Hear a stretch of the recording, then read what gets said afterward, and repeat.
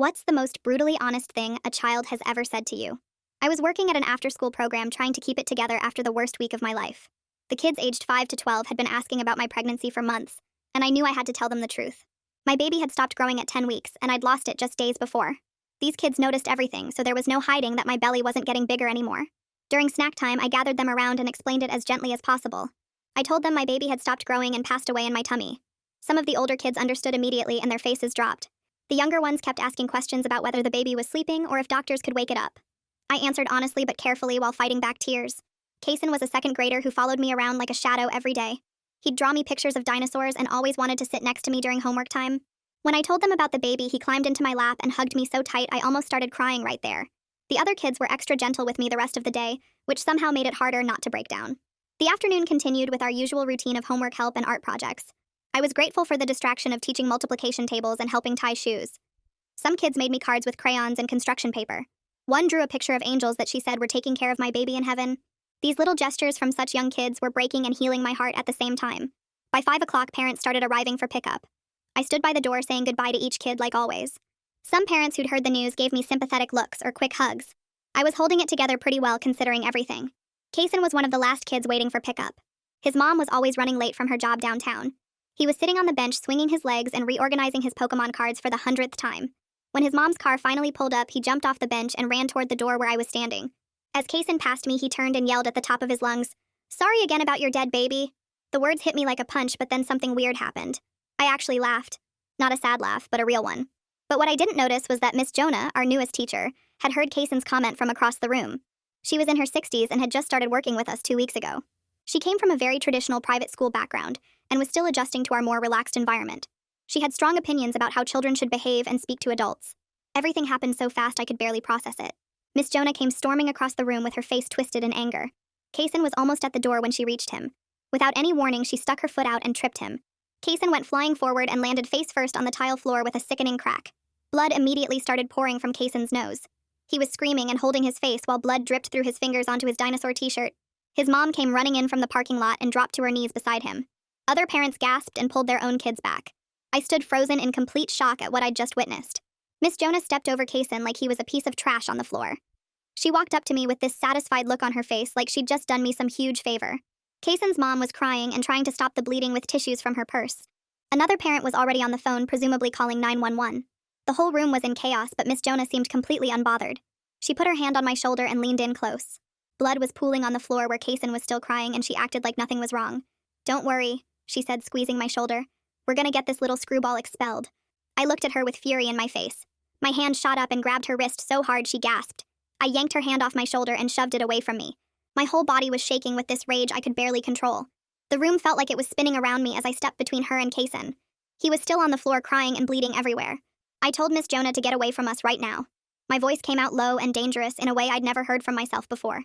She actually looked surprised, like she expected me to thank her for hurting a 7-year-old. Her mouth opened and closed like a fish as she stepped back from me. Another parent was already down on the floor helping Kason's mom press paper towels against his nose. I could hear someone on their phone telling 911. We needed an ambulance for a child with a head injury. I dropped to my knees beside them and took Kason's hand in mine. Blood was soaking through towel after towel and his dinosaur shirt was ruined. I kept telling him he was being so brave and that help was coming soon. His mom was trying not to cry while she held the towels against his face. Miss Jonah started saying something about proper discipline and how children need to learn respect. I cut her off and told her she just assaulted a child in front of witnesses. The words came out louder than I meant them to. Other parents had their phones out now and I could see them recording everything. Miss Jonah's face went from surprised to worried as she finally seemed to realize she might be in trouble. She started backing away from us but kept trying to justify what she'd done. The other kids were still in the room watching all this chaos unfold. Some of the younger ones were crying and the older ones looked scared and confused. I called out to 2 parent volunteers who were standing frozen by the craft table. I told them to take all the kids to the far corner of the room right now. They snapped out of their shock and started herding the children away from the blood. I hated that these kids had witnessed this violence in what should be their safe space. They kept looking back at Kason and asking if he was going to be okay. The volunteers tried to distract them with books, but I could see the fear in their little faces. My hands were covered in Kason's blood from trying to help with the towels. The metallic smell made my stomach turn, but I stayed focused on keeping him calm. His crying had turned to whimpers, and his mom kept checking if he was staying awake. The paramedics arrived within 10 minutes, though it felt like hours. They came through the door with their equipment and went straight to Kason. One of them asked what happened and mentioned something about a fall. I immediately corrected them and said he didn't fall. I pointed at Miss Jonah and told them a staff member deliberately tripped him. The paramedic looked shocked and glanced between me and Miss Jonah. They started checking Kaysen's nose and pupils while asking his mom questions. Miss Jonah started arguing with the paramedics about maintaining classroom order. She actually tried to tell them that Kaysen had been disrespectful and needed correction. One of the paramedics gave her a look of pure disgust. He told her to step back and let them do their job. She huffed but moved away while they worked on Kaysen. They were being so gentle with him and explaining everything they were doing. His mom climbed into the ambulance with him when they loaded him onto the gurney. I pulled out my phone with shaking hands and scrolled to find Christina Barnes's number. She was our program director and needed to know what happened immediately. She answered on the second ring with her usual cheerful greeting. I told her there had been an incident and a teacher had assaulted a student. My voice was shaking as I explained she needed to come to the center immediately. She asked me to repeat what I'd said like she couldn't believe it. I told her again that Miss Jonah had deliberately tripped Kaysen and he was being taken to the hospital. The silence on the other end lasted a few seconds before she said she was on her way. The police arrived just as the ambulance was pulling away with Kaysen and his mom. 2 officers came in and immediately started assessing the scene. They saw the blood on the floor and asked what had happened here. Parents started talking all at once, trying to explain what they'd witnessed. One officer started taking statements while the other approached Miss Jonah. She kept insisting she'd done nothing wrong and that children today have no respect. The officer asked her to step outside with him to give her version of events. Parents were showing the officers their phone videos of the incident. You could clearly see Miss Jonah stick her foot out even though the audio wasn't great. Christina arrived about 20 minutes later looking panicked and out of breath. She must have run from the parking lot because her usually perfect hair was messy. She pulled me aside immediately and asked for the full story. I explained everything from Kaysen's innocent comment about my baby to the deliberate trip. I told her about the blood and the ambulance and the police taking statements. Her face went white as she processed what I was telling her.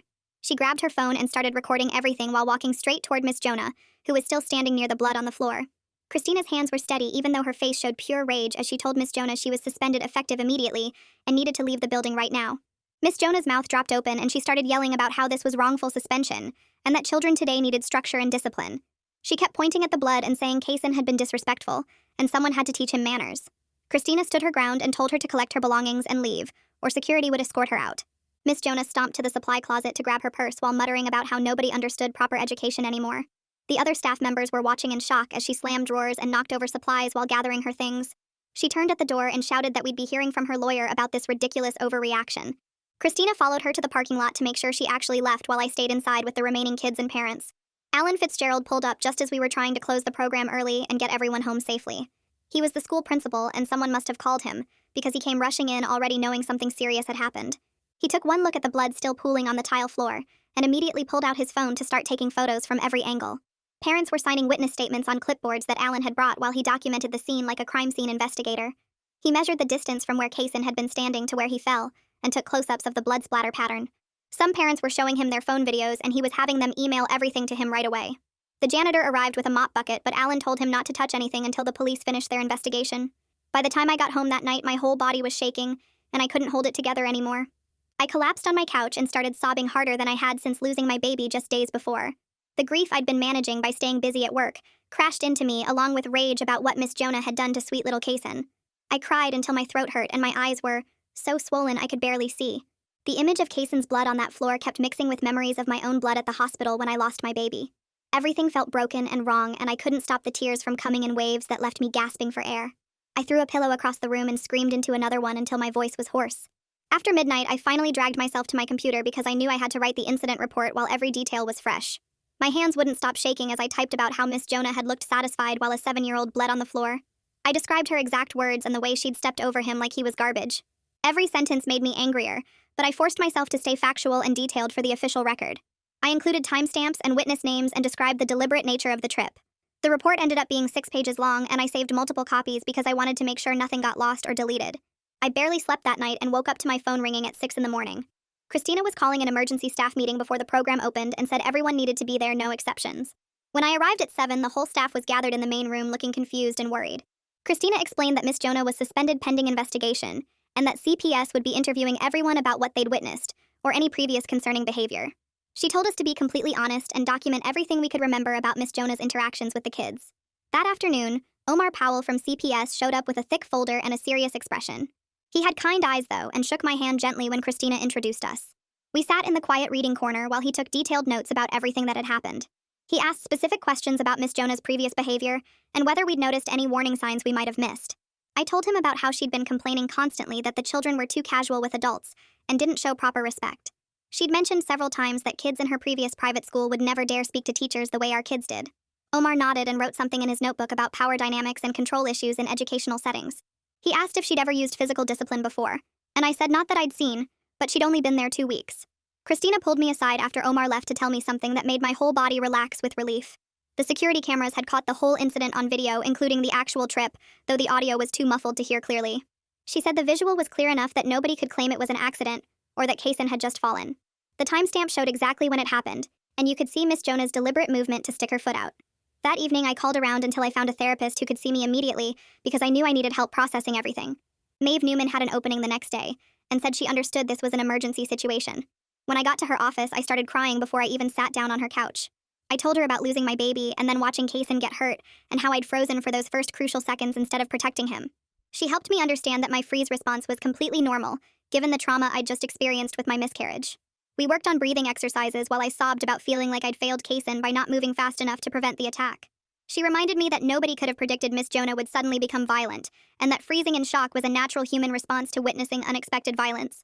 3 days went by in a blur of paperwork and phone calls, and trying to keep my hands from shaking every time I thought about Kaysen's face hitting that floor.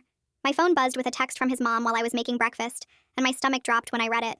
She sent me a photo from the hospital showing Kaysen with 2 black eyes and white tape across his nose, and my coffee mug slipped from my hand and shattered on the kitchen floor.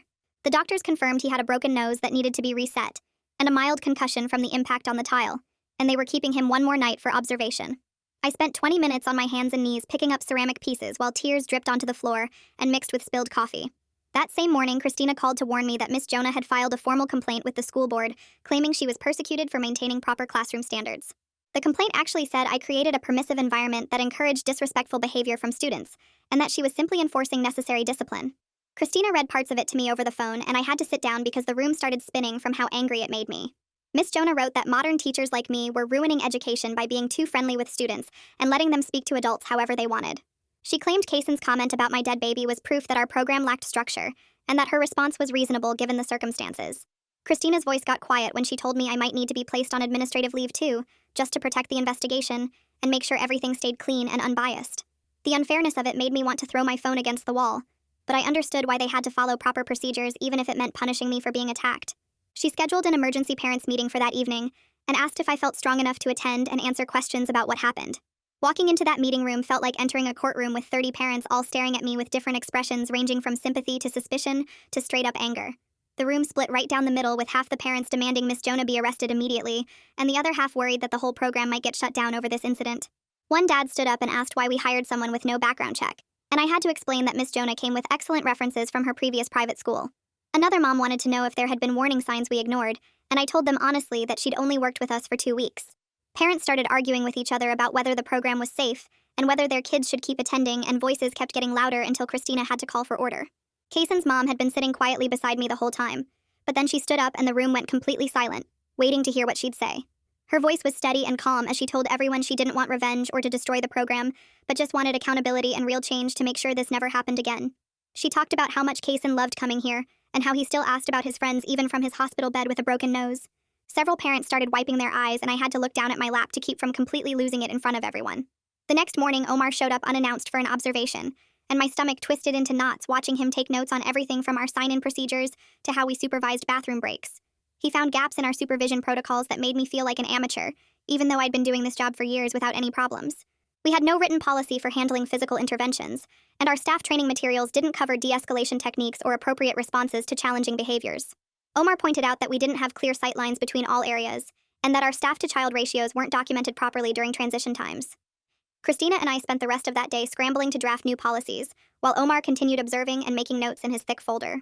2 days later, Christina called me into her office to tell me the security footage had been released to the police, and the detective was moving forward with the investigation. The video clearly showed Miss Jonah sticking her foot out, even though the audio was too muffled to hear what anyone was saying at that moment. The detective watched it 3 times in front of us, and then said the visual evidence was clear enough that he was referring the case to the district attorney for prosecution. Christina showed me an email from a local blog that had picked up the story and wanted comments from everyone involved about what they were calling an assault on a child. She told me and all the staff to stay completely silent and let her handle all media requests, because one wrong word could mess up the legal case. That evening, I got home to find a group email from Miss Jonah sent to all program staff where she defended her actions and claimed children today have no respect for authority. She wrote 3 pages about how permissive parenting and friendly teachers were destroying society and creating entitled brats who thought they could say anything without consequences. Reading her double down on hurting a 7-year-old made my stomach turn so bad, I had to run to the bathroom and dry heave over the toilet. The next morning, Christina called me back to her office and offered me 2 weeks of paid leave to process everything and avoid any appearance that I might interfere with the investigation. Part of me wanted to refuse because I felt guilty about abandoning the kids, but I knew I needed time to get my head straight after everything that happened. 3 days into my leave, I walked back into Maeve's office for our second session. She had me sit in the same blue chair as before and asked how the past few days had been going. I told her about not sleeping well and checking my phone constantly for updates about the investigation. She pulled out a yellow notepad and started asking specific questions about what I was feeling toward myself versus what I was feeling about the situation. After about 20 minutes of back and forth, she stopped writing and looked straight at me. She said I was carrying survivor's guilt about both my baby and what happened to Kaysen. We spent the next half hour working through exercises to separate my grief about the miscarriage from my guilt about not stopping Miss Jonah faster. By the end of the session, my head hurt from crying, but something felt lighter in my chest. The next morning, Christina called to tell me Omar had finished his initial investigation. His report cited our program for having inadequate supervision policies and no written protocols for handling physical interventions. We had 30 days to submit a corrective action plan, or we'd face licensing issues that could shut us down. Christina was already working on drafting new policies, but she sounded exhausted on the phone. I spent the rest of that day helping her write procedures over email, even though I was supposed to be on leave. 4 days later, I was pushing my cart through the grocery store when I turned into the cereal aisle and almost ran straight into Kaysen and his mom. His face still had purple bruising around his nose, but he was bouncing on his toes holding a new dinosaur toy.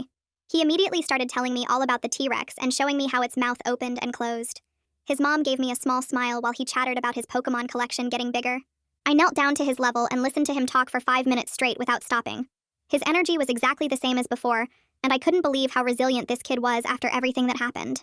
His mom touched my shoulder gently and said they needed to finish shopping, but she was glad we ran into each other. Kaysen gave me a quick hug around my knees before they walked away toward the dairy section. That afternoon, I got home to find a thick envelope shoved under my apartment door. Inside was a demand letter from a law firm representing Miss Jonah claiming defamation and wrongful termination. The letter said she was seeking damages for lost wages and emotional distress caused by false accusations. My hands started shaking as I read through 3 pages of legal threats. I immediately took photos of every page and sent them to Christina, who called me back within 10 minutes. She told me not to worry because the school district's legal team would handle everything. She said Miss Jonah had no case since we had video evidence of the assault. But even knowing that, I couldn't shake the sick feeling in my stomach for the rest of the night. 2 mornings later, I walked out to my car to find a folded piece of paper tucked under my windshield wiper. The note was typed and said I was weak and ruining education by coddling children who needed discipline. It went on for a full page about how teachers like me were destroying society by being friends with students instead of authority figures. There was no signature, but the language sounded exactly like Miss Jonah's email to the staff. I took photos of the note and texted them to Christina, then put the actual paper in a folder in my glove compartment. Part of me wanted to drive to the police station, but I knew I couldn't prove who left it. During my next therapy session with Maeve, she had me write impact statements about both losses I was dealing with. First, I wrote 2 pages about losing my baby and what that meant for my future plans. Then I wrote 3 pages about losing my sense of safety at work and seeing violence happen to a child I cared about. My hand cramped from gripping the pen so tight, but getting the words on paper felt like draining poison from a wound. Maeve read both statements quietly while I sat there picking at my fingernails. When she finished, she told me these were important documents to keep for myself, even if no one else ever read them. The next week, Christina called and asked if I'd help facilitate mandatory training on appropriate discipline and boundaries for all staff. She said people needed to hear from someone who witnessed what happened when adults lost control around children. My first instinct was to say no, because I didn't want to relive that day again. But then I thought about the other kids in our program who deserved better protection. I told her yes, and we scheduled the training for the following Tuesday. The training room was packed with 20 staff members, all looking uncomfortable in their metal folding chairs. I stood at the front with Christina and talked through what I saw that day, without getting too graphic about Kaysen's injuries. Then we broke into small groups to discuss challenging behaviors they dealt with and how they handled them. People started opening up about their own struggles with difficult kids, and moments when they felt frustrated. We spent 2 hours developing practical scripts for de-escalation that didn't involve any physical intervention. One teacher shared how she used humor to redirect angry outbursts, and another talked about giving kids space to cool down. By the end, everyone seemed more confident about handling tough situations without losing control. 3 days after the training, Christina forwarded me an email from the district attorney's office. They were filing misdemeanor battery charges against Miss Jonah based on the video evidence and witness statements. She'd been released on her own recognizance, but the judge ordered her to stay away from our facility and all staff members. The email said her arraignment was scheduled for next month, and they might need me to testify if she didn't take a plea deal. Christina also shared the results from a parent survey she'd sent out about the incident and next steps. Most families said they supported my eventual return to the program, but wanted assurance about improved safety protocols first. Several parents wrote comments about trusting me, but needing to know concrete changes were being made. Their conditional support made sense, given that a child got hurt on my watch even if I didn't cause it. 2 weeks later, I sat in a conference room at the licensing board office while 3 board members shuffled through thick folders of paperwork. Christina sat next to me taking notes while the board chair read through Omar's report about our facility. They asked about our supervision policies and what we'd changed since the incident. Christina handed them our new employee handbook with highlighted sections about physical intervention being strictly prohibited. The board members looked at security footage from that day on a laptop, their faces getting more serious as they watched Miss Jonah trip Kaysen. After 90 minutes of questions and document review, they announced we'd receive a $5,000 fine and 6 months of monitoring visits. They said we could keep operating, but needed monthly progress reports showing our new policies were working. Christina thanked them, and we walked out to the parking lot where she told me this was actually a good outcome considering what could have happened. The next morning, Kaysen's mom texted asking if we could meet for coffee to talk about moving forward. We met at a small cafe downtown where she ordered a latte and I got tea. She pulled out a notebook and said she wanted to set clear boundaries about communication regarding Kaysen. We agreed I'd send her monthly emails about his behavior and any concerns, and she'd respond within 48 hours. She also wanted immediate notification if any staff member made him uncomfortable or if other kids were bothering him. I wrote everything down in my phone while she talked about how the whole incident had affected their family. She said Kaysen still had nightmares sometimes but was doing better in therapy. We shook hands when we left and I felt like we'd found a way to work together. 3 days later, Omar called to say he was closing the active investigation phase. He'd be doing follow-up visits in 90 days, but the intense scrutiny was ending. He said our corrective action plan looked solid and he was satisfied with our progress. Christina sent an email to all staff saying the investigation was winding down and thanking everyone for their cooperation. That weekend, I was loading groceries into my car at the supermarket when I heard someone yelling behind me. Miss Jonah was standing 20 feet away holding a shopping cart and pointing at me. She started ranting about how kids today had no respect because teachers like me let them run wild. I pulled out my phone and started recording while she kept yelling about discipline and consequences. She said I'd ruined her career over one little incident that wasn't even that bad. I didn't say anything, just kept recording while walking to my car. She followed me, still shouting about how parents were too soft and schools were failing. I got in my car and locked the doors while she stood there glaring at me through the window. When I drove away, she was still standing in the parking lot shaking her head. I sent the video to Christina, who immediately called the school district's lawyer. The next day, Christina filed paperwork for a no trespass order covering all school properties. The judge signed it within 24 hours based on the parking lot video and the pending criminal case. Christina sent copies to all our security guards and posted one at the front desk. Knowing Miss Jonah couldn't legally come near our building made everyone relax a little. A week later, the Internal Review Committee sent their final report clearing me of any wrongdoing. They said I should have intervened faster, but acknowledged I was in shock from the sudden violence. They offered me a phased return starting with half days for 2 weeks, then full-time after that. I accepted, and Christina scheduled my return for the following Monday. That first morning back, I walked through the door and immediately got surrounded by kids. They were gentle in a way they'd never been before, offering drawings and telling me they missed me. One girl handed me a friendship bracelet she'd made during my absence. Kaysen came over and showed me his new Pokemon cards but didn't mention anything about what happened. The other staff watched carefully as I settled back into routines. During circle time, we practiced the new language policy Christina had implemented while I was gone. Instead of telling kids to stop behaviors, we used phrases like, "Let's try a different choice," or "How can we solve this together?" Every staff member had laminated cards with de-escalation phrases to use when kids got upset. Hearing everyone use calm language instead of sharp corrections felt like breathing fresh air. Even the newer staff who'd joined during my leave were following the protocols perfectly. A month later, I sat in the courtroom gallery while Miss Jonah stood before the judge.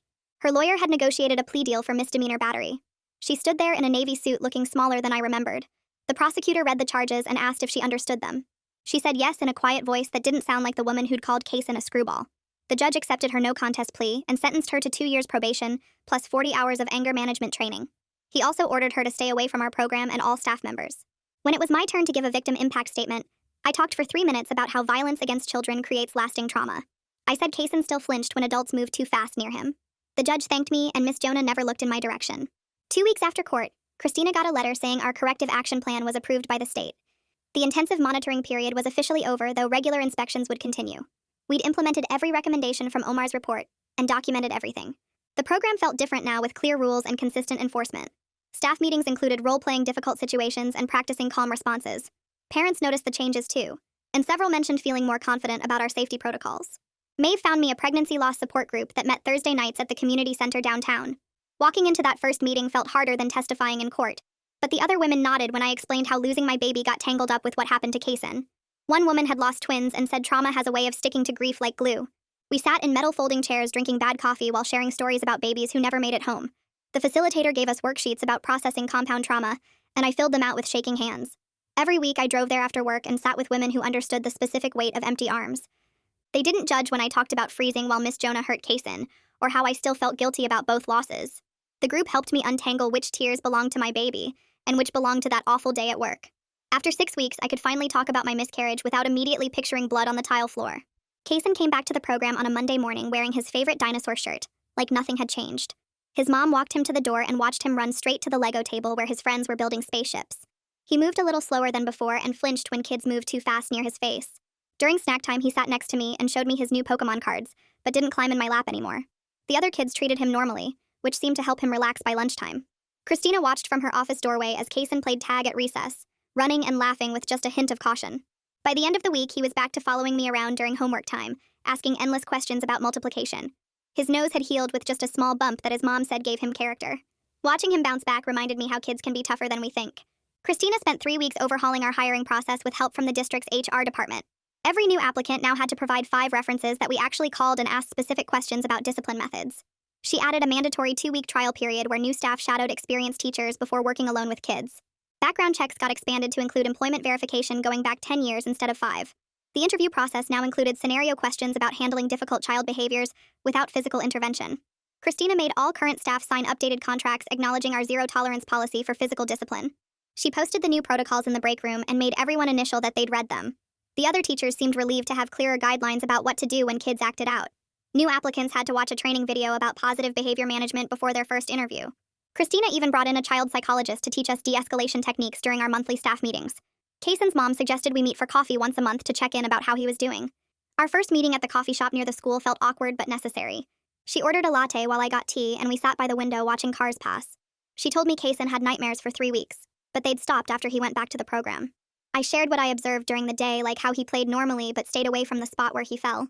She asked if I blamed her for being late that day, and I told her absolutely not. We agreed to text if either of us noticed concerning behaviors, but otherwise keep boundaries clear. The second month's coffee meeting felt easier, and by the third we were actually laughing about Cassen's obsession with collecting rocks. She never brought up my miscarriage, which I appreciated more than she knew. These meetings became something stable in months that felt anything but steady. Through the district grapevine, I heard Miss Jonah had completed her court-ordered anger management classes early. Someone from the school board told Christina she'd submitted retirement paperwork, rather than trying to find another teaching position. The official letter came 2 weeks later confirming she'd permanently surrendered her teaching license as part of a settlement agreement. Learning she'd never be in a classroom again didn't bring satisfaction exactly, but it felt like closing a door. Her retirement meant no more worrying about her showing up at education conferences or district events. Christina forwarded me the confirmation email, and I filed it away without responding. The district superintendent called me personally to invite me to join their new safety committee focused on protecting students from staff misconduct. The committee would meet monthly to review policies and investigate concerns across all district programs. He emphasized the position was voluntary with clear boundaries about time commitment and scope. I accepted after Christina assured me it wouldn't interfere with my regular duties. The first meeting included principals, counselors, and 2 parent representatives who all wanted systemic change. We spent 3 hours creating standardized reporting procedures for suspected abuse and mandatory investigation timelines. My role involved reviewing incident reports and suggesting preventive measures based on our experience. The committee work felt like turning something awful into something useful. Filing the final paperwork for our corrective action plan took most of a morning but felt like an accomplishment. I watched Christina implement spot checks where she'd randomly observe how staff handled challenging behaviors.